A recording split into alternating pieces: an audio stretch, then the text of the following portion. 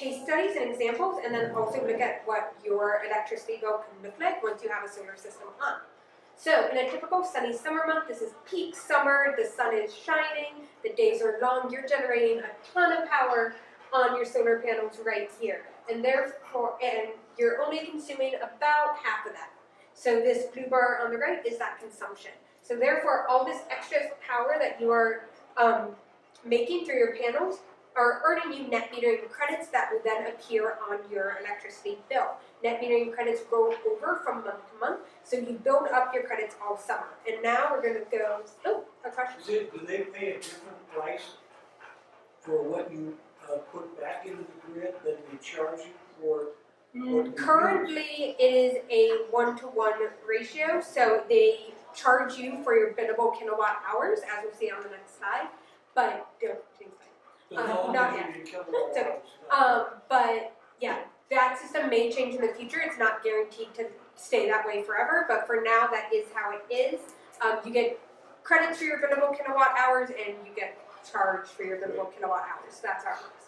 So then it's now shady winter, the sky's overcast, there's lots of rain, days are shorter, you're not generating quite as much power. Your production via your solar panels is now half of your monthly consumption, as your consumption has stayed about the same.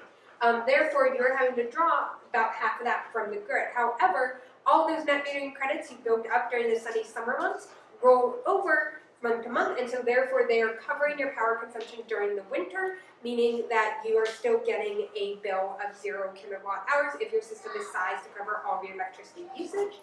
And that is how it works. It is important to note that your net metering credits can roll over from month to month, however not from year to year. The net metering year begins and ends on April 1st, so all your excess credits, if you have any, are forfeited on March 31st and donated to low-income homes and businesses to help support them via decreasing the electricity costs. So it's very important to size your system correctly.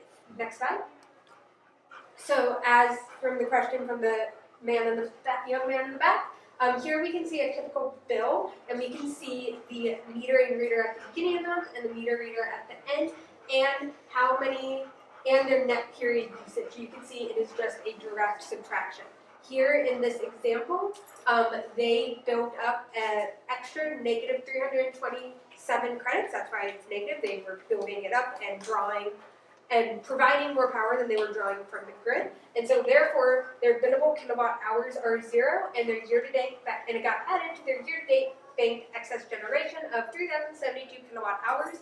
So those are the credits they have built up to then use during the winter months.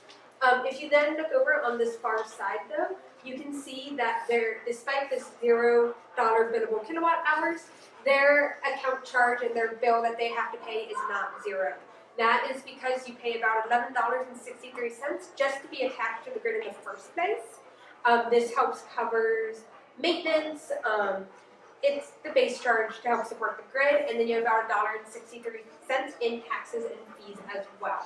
As we are in Lake Oswego, this bill could be slightly different than what is shown here, just as this is like a City of Portland tax, Multnomah County country tax, so that bill would be a little bit different. So your bill would not be 0. You still have to pay a little bit. This is very different than the average electricity bill in Oregon, which is about $70 and rising year to year. So it's important to keep that in mind. This is set to stay pretty constant as of right now. Next slide.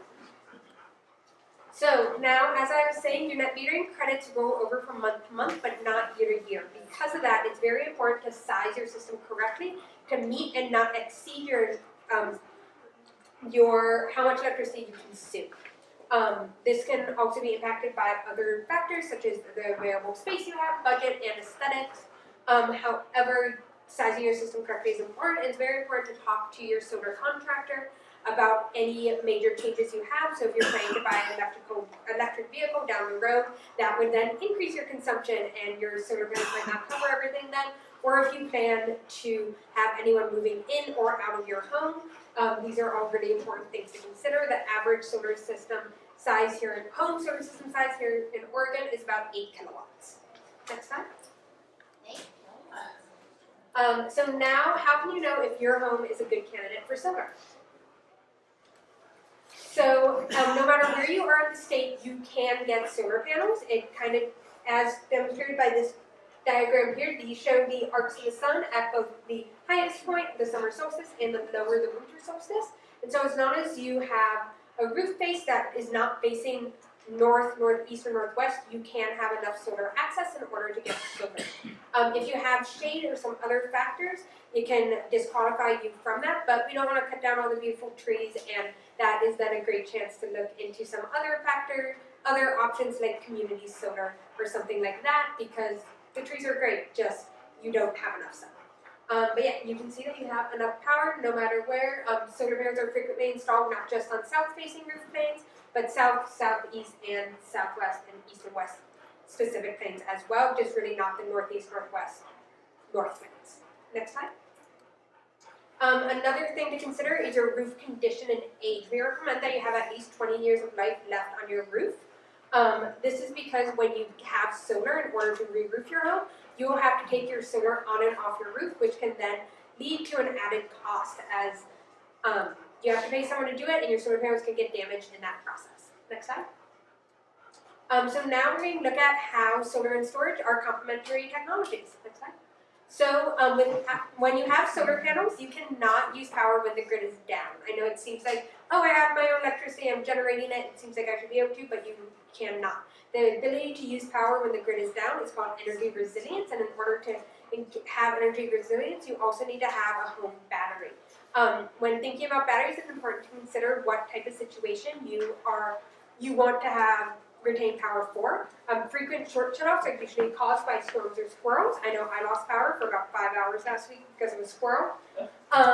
And then there's also things such as public safety shutoffs, which is where the power company actually shuts down the entire grid in a certain area in order to reduce the fire risk. The first of those power safety shutoffs happened in Oregon in 2020.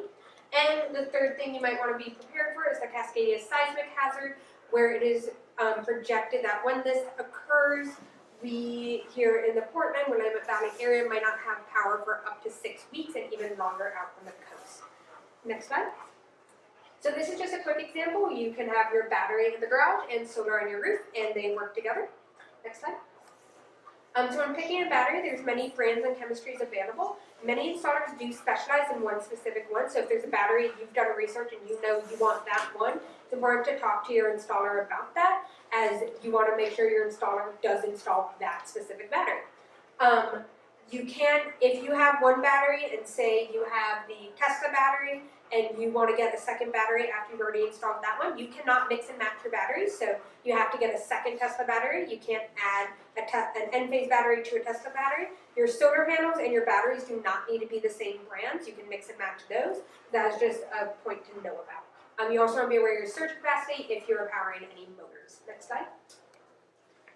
When also picking a battery, it's important to set your expectations about how long your battery would last. What's really common to do is what's known as a partial home backup. Backing up your entire home via battery for any substantial length of time can be very cost prohibitive, as you would need many, many batteries in order to do it for a long period. So instead, people will select just a few outlets and lights and things like that to keep on in the event of an outage, and the rest of the home would be without power. Next slide. This is done via the creation of an essential nodes panel. This is when a secondary breaker panel is installed in your home, and the breakers you want connected to your battery are actually physically moved to this secondary panel. This does add complexity and cost to your solar system. However, this does allow you to back up just specific things. Next slide. When looking at that, it's a question of what needs power for how long. So the fewer things you have running off your battery, the longer it's going to last, but you also want to retain power to the things you want running. What's commonly selected are a few outlets for charging, some lights, and a refrigerator. Next slide. So now a good question is when and where to install storage. If you will save money if you install your solar and storage systems at the same time. There are some incentives you can only access if you're doing them at the same time. If you install them separately, you can miss out on some incentives. And also then your system can be optimized for this battery to be added to it. If you think you want to purchase a battery in the future, you can also talk to your contractor about making it so your system is optimized for a battery as well. Near an electrical panel is best, and it cannot be installed in any like closed covered type space due to the fire code. Next slide. So now the available incentives. So the biggest incentive is the solar tax incentive. This is a 30% dollar for dollar tax credit that you get. This can be claimed over multiple years and is just meant to help offset your solar system pretty much in its entirety. Or not in its entirety, I shouldn't say that. It's 30%. So whatever your cost of your solar system is, you get 30% of that back as a tax credit. Next slide. Very quickly, I am not a tax professional. Please, this is not official tax advice. Please talk to a tax professional. As I said, this is a 30% dollar for dollar incentive. It can apply to both solar and storage, and you can claim it over several years if you do not have a high enough tax liability to claim it all in 1 year. It can also be applied to storage that you get after you install your solar system. You don't install them at the same time. There are many common misconceptions with this, such as re-roofing costs can be counted under this. However, this is false, and don't do that. So yeah, next. Oh, no question? Are there income limits on this? Not on the 30%, not on this one. There are some income limits on some of the other incentives I'll be covering, and I'll make sure to say those. So next up are the Energy Trust of Oregon solar incentives. So Energy Trust of Oregon has their baseline solar incentive for $400 if you're a PGE customer and $450 for Pacific Power. In order to access any Energy Trust of Oregon incentive, you need to work with an Energy Trust of Oregon trade ally contractor. And I will be going through how you can find one of those and make sure, and they're also just a great program to find a contractor through anyway, as Energy Trust of Oregon has already vetted them and been like, hey, you're a good contractor, you can do it, and then you also get the benefit of accessing their incentives. Energy Trust of Oregon also just launched their storage incentive, which is a $250 per kilowatt hour, up to $3,000 maximum per home for energy storage. So if you get a 10 kilowatt hour battery, which is about average, you get $2,500. So that's great. Next slide. And there are no income limitations on this one. You just have to use the right contractor. The Solar Within Reach program is also an Energy Trust of Oregon program, and this is for, it does have an income limitation. The household of 4 income threshold is $112,860, so it is a pretty high threshold, so you might be able to reach it. And this is just a higher incentive for both solar and storage. It's $1 per watt up to $6,000 for Pacific Power, and $1 per watt up to $6,000 as well for PG&E. And yeah, so next slide. And again, you have to work with the trade ally contractor for this one as well. Next up is the Oregon Department of Energy Solar and Storage Rebate. So in the Oregon Department of Solar and Storage Rebate, there are kind of 2 pots of money. There's one that is accessible for everyone and one that is only for income qualified folks. Currently, they are only taking applications for the income qualified pot, and the other pot is currently at 0. However, the other pot for everyone was just recently refunded by the Oregon legislature, so thank you. However, they have not yet released those funds. They're changing some of the rules on how those are going to be accessible and how those are going to work. So currently, the only remaining funds are for income qualified. However, when it is released, and if you are income qualified or if you are income qualified, it is up to $5,000 for solar and $2,500 max for storage. In order to access the storage though, you have to install your storage at the same time as your solar panels. Next slide. So now I'm going to go through some example budgets in just a few minutes. However, these are very much just examples. As I said, solar systems are highly modular. 5 minutes.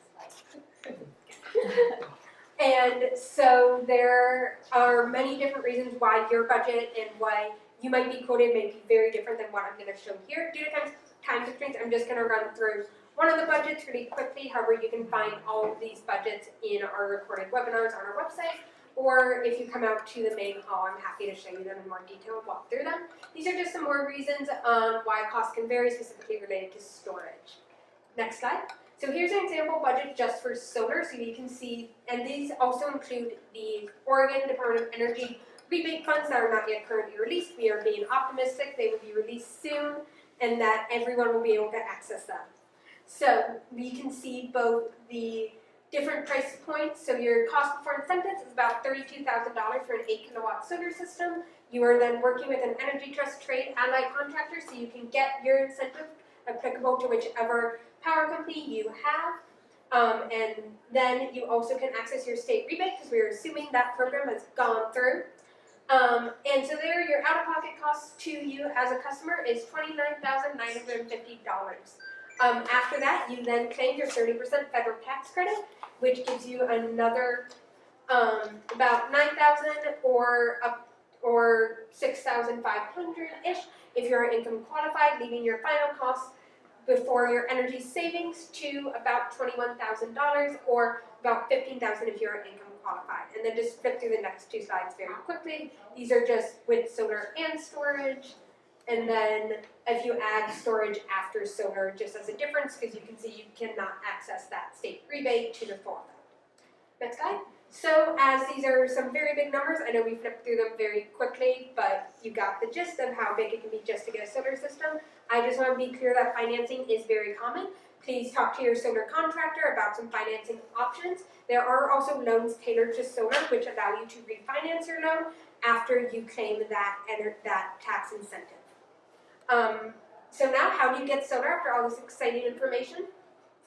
You can request a quote through the Energy Trust of Oregon Solar Trade Ally Program. By putting in your information into this, you will get up to 3 quotes from Trade Ally contractors who accept projects in your area, and that way you can compare quotes. You know you are working with a vetted contractor, and it is very easy to use. Next slide. Once you have selected a contractor and signed the contracts and all, the next step is permitting. Permitting can take a very long time due to some continued delays from COVID and just that process getting really drawn out. So depending on what city you're in, it can take from 2 to 12 months. I know in Portland Central, we're still seeing about 12 months, if not longer, for permits. But I know like out in Gresham, it's closer to that 2-month mark. I'm not quite sure what Lake Oswego is at right now. Once you do get your permits though, installation is very quick. It should only take 1 to 2 days.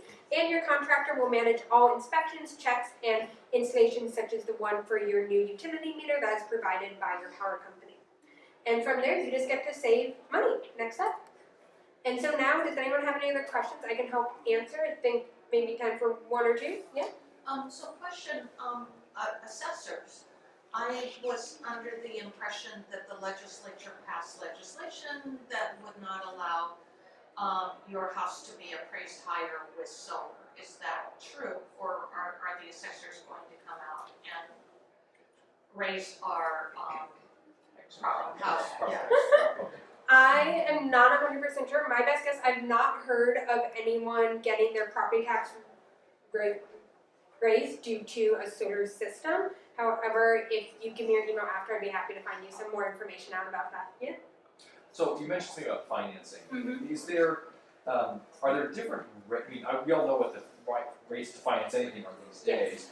I had talked to one contractor and they quoted me a financing rate that was lower than what I expected. Is there special financing rates applicable for solar? Yes, there can be some because it's a green and sustainable technology. Some companies, some banks offer loans specifically catered to solar that can have lower interest rates.